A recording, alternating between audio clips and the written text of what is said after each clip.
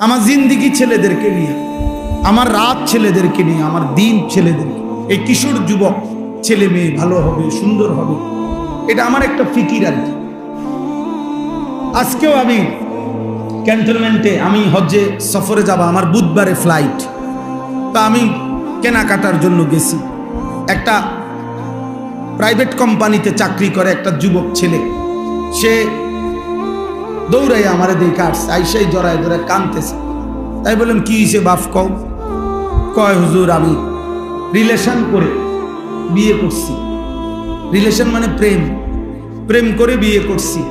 এখন বিয়ে করলাম আজকে হুজুর 1 বছরের উপরে হয়, কিন্তু আমার বউ কোনোভাবেই আমার মা বাবার সামনেও যাইতে চায় না, তাদেরকে 1 গ্লাস পানিও আগায় দিতে চায় না কোনোভাবে হুজুর।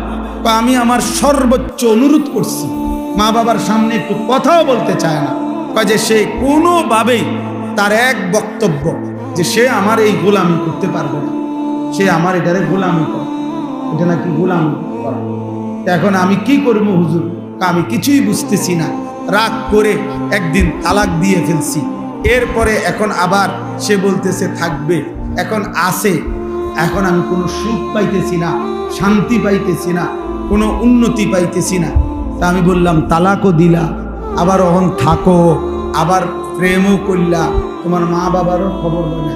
এত সদরভাবে কথাগুলো জিন্দিগিটা তো একটা সদরবদর বানাই লেছো।